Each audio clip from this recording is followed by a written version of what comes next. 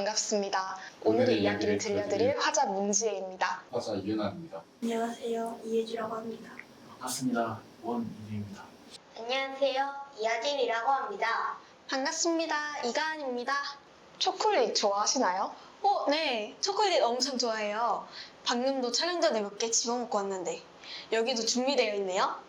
정말 좋아하시나 보네요. 다행입니다. 오늘 이야기가 초콜릿과 관련된 이야기거든요. 때는 큼직큼직한 한방눈이 내리던 겨울날, 작은 TV 속에서 속보가 흘러나오고 있습니다. 5개의 초콜릿 속에 황금 티켓을 넣었다며 이를 찾는 어린이들에게 공장 견학을 시켜주겠다는 선전이 흘러나오고 있었죠. 녹지 않는 아이스크림, 거대한 풍선을 불 수 있는 풍선껌. 그런 윌리를 시샘한 다른 초콜릿 공장에서 스파이를 보내 찰리의 기술을 다 빼내게 되죠. 그 일 이후 윌리는 모든 직원을 해고하고 돌연 공장문을 닫아버린 것이죠. 비밀 레시피를 빼돌린 스파이도 어이없지만 윌리 원카라는 사람은 정말 예측 불허한 성격일 것 같아요. 그래서 어떤 아이들이 골든 티켓을 손에 얻게 되나요? 가장 첫 번째로 당첨된 어린이는 꿀꺽꿀꺽 먹어 삼키다라는 뜻을 가진 아우구스투스 글루브로 이름처럼 뚱보 대식가입니다. 아우구스투스의 황금 티켓은 이빨 자국이 나 있죠. 두 번째로 황금 티켓을 찾은 어린이는 가장 큰 땅콩 공장을 운영하는 아버지에게 응석바지로 자란 버루커 솔트입니다. 자신이 원하는 곳이 있으면 때를 쓰고 조르는 성격으로 황금 티켓 또한 황금 티켓을 찾기 위해 땅콩 공장 직원들에게 밤낮으로 초콜릿을 까게 시켜 얻게 된 티켓이었던 것입니다. 세 번째 황금 티켓의 주인공은 바이올렛 뷰리가드로 식사 대용감을 씹다가 부재경을 얻게 됐는데 더 자세한 내용은 추후에 알려드리도록 하겠습니다. 네 번째 아이입니다. 텔레비전 중독자로 말꼬리를 잡아 거슬리게 하는 아이, 마이크 TV입니다. 마지막 황금 티켓의 주인공은 어떤 아이일까요? 돈과 권력으로 초콜릿을 찾은 아이? 그냥 무작정 먹고 또 먹어서 티켓을 찾은 아이? 모두 아닙니다. 윌리 원카 초콜릿을 너무나도 좋아하는 가난하지만 착하고 순수한 외동 아들 찰리 버켓입니다. 오늘 이야기의 두 번째 주인공이라고 할 수 있죠. 약간의 스포입니다. 황금 티켓을 돈 받고 팔지는 못하나요? 가난하지만 착하고 순수한 찰리도 그 생각을 하지 않은 건 아닙니다.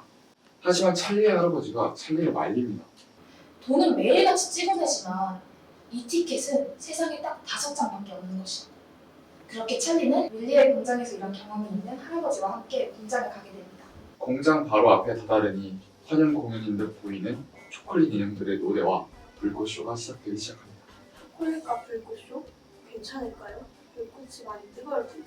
윌리라면 녹지 않는 초콜릿도 발명할 수 있었겠네요. 하지만 윌리의 전략이었을까요?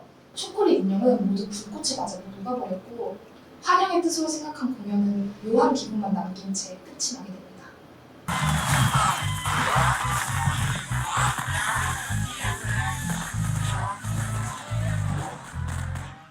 윌리 원카는 그때 어디 있었을까요? 윌리 원카요? 윌리는 이 모든 상황을 다 지켜보고 있었다면 믿으시겠나요? 묘한 공연이 끝나고 어디선가 불쑥 튀어나온 윌리는 보호자들을 보며 한마디 합니다. 모두 아이들의 부모님, 이 쉬운 단어를 왜 말하기 어려워할까요? 혹시 부모님과 아이들이 있었던 걸까요? 그렇게 5명의 아이들과 보호자 그리고 윌리는 초콜릿 냄새를 보이는 공간에 다 같이 들어가게 됩니다.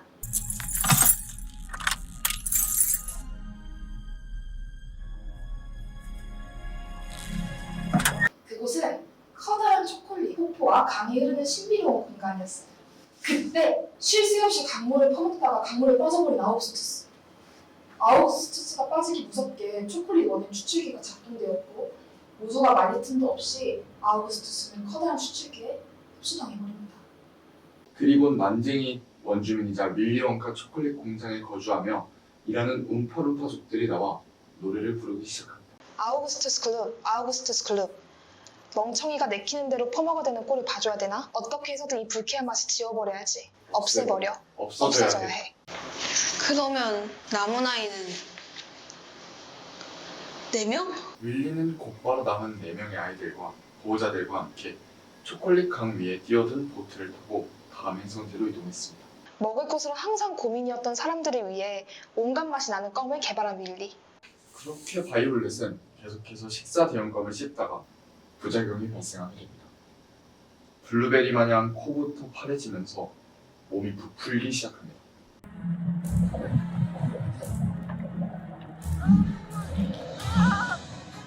She's swelling up.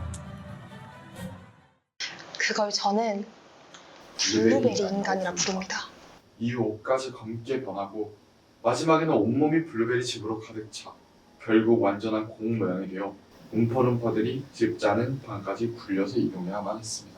이때도 움파룸파들이 이 노래를 불렀나요? 움파룸파는 노래를 좋아하는 부족으로 당연하죠. 껌 같은 건 아무짝에 도움되는 게 없어.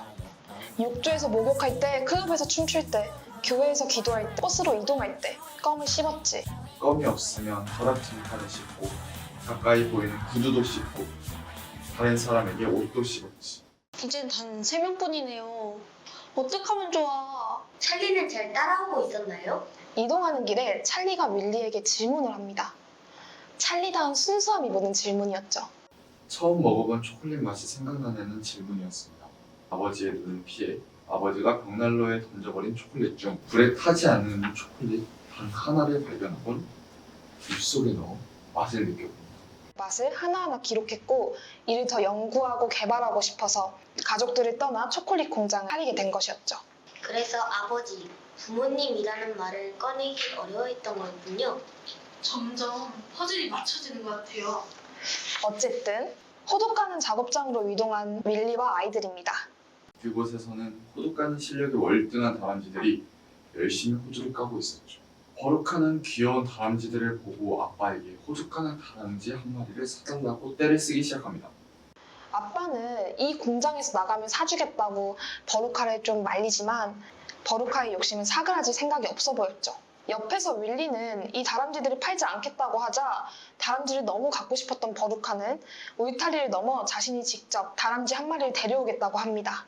그런 버루카를 향해 윌리는 호두를 만지면 다람쥐들이 화낼 것이라고 경고를 날리지만 버루카는 다람쥐들에게 점점 접근했고 그 순간 일제히 다람쥐들이 버루카를 향해 달려들어 버루카의 머리를 통통 두드려봅니다. 머리를 왜 두드려보죠? 혹시 호두인 줄 알고? 그렇죠. 썩은 호두는 소각로에 버리도록 훈련받은 다람쥐들이었거든요. 머리를 통통 두드려보니 버루카의 머리는 썩었다고 판단했는지 다람쥐들은 버루카를 소각장 구멍으로 버려버립니다. 움파 룸파 거루카 소트 노래 돌려줘. 버릇없고 못돼먹은 꼬마 아가씨 소각장으로 사라져버리고 내려가면서 여러 친구들을 만나게 될 거야. 순식간에 한 친구가 사라지고 남은 건 딱 2명이네요. 과연 누가 우승하게 될까요? 남은 두 아이들과 보자. 윌리는 투명 엘리베이터를 타고 이동합니다. 투명 엘리베이터 주변이 마치 게임 속 세상처럼 변하자 마이크는 눈을 반짝이며 자기가 가고 싶은 층을 눌러봐도 되냐고 묻습니다. 바로 TV실 버튼을 누릅니다. TV실? 윌리엄카는 초콜릿을 발명한 사람 아니었나요? 윌리는 초콜릿 외에도 여러 신기술을 개발하고 있었는데 그 중 하나가 실제 물건을 TV 속으로 전송하는 기계였습니다. 사람을 넣어볼 생각은 안 해봤냐며 윌리에게 한 소리하고는 자신이 기계 속으로 들어갔다고 합니다. 마이크의 아빠가 그를 TV 속에서 빼냈지만 손가락 2마디만의 징크를 원상복하려면 물려처럼 눌리는 수밖에 없었고 움파룸 가족들이 마이크와 마이크의 아빠를 물려 기계실로 데려갑니다. 윌리는 찰리에게 네가 특별상을 받을 아이라며 투명 엘리베이터를 타고 하늘로 올라갑니다. 공장 지붕을 뚫고 나온 엘리베이터는 허름한 찰리의 집으로 도착하게 됩니다. 특별상이 투명 엘리베이터인가요? 특별상은 바로 공장을 물려받는데 찰리, 너가 너가 후계자. 후계자야. 그래서 그 황금 티켓을 발송했군요. 그렇죠. 공장을 물려주겠다는 말에 당연히 좋다고 했지만 가족들 없이 홀로 공장에 가야 된다는 말에 거절합니다. 온 세상의 초콜릿을 다 줘도 가족들과 떨어져야 한다면 가지 않겠다고 하면서 말이죠. 자신의 특별상을 좋아할 줄 알았건만 거절당한 윌리는 놀라서 투명 엘리베이터를 타고 찰리의 집을 떠납니다. 다시 돈을 벌기 위해 길가에 나와 구두 닦는 일을 하던 찰리를 찾아온 윌리는 찰리에게 외롭다며 솔직하게 말했고 찰리는 윌리에게 치과의사 아버지를 찾아가 보라고 합니다. 몇 년 만에 보는 아버지인데 과연 윌리를 알아볼까요? 처음에 윌리를 알아보지 못하고 일반 환자 의사처럼 진료를 합니다. 그때 아들에게서만 보이던 독특한 어금니를 발견하게 되죠. 그걸 보고 아버지는 단번에 알아차립니다. 아버지의 치과 벽에는 윌리엄 카의 사업기사 신문지를 모조리 잘라 붙여둔 흔적도 있었죠. 너무 감동이에요. 집 나간 아들이지만 아들의 모든 순간을 다 보고 있었던 거네요. 오랜만에 보는 아버지와 서먹하지만 따뜻하게 화해한 윌리는 찰리와 계약을 하게 됐고 결국 찰리는 공장을 물려받게 되었죠. 윌리 원카는 더 좋은 걸 얻었습니다. 바로 가족이죠. 이제 그의 삶은 초콜릿보다 더 달콤해졌습니다.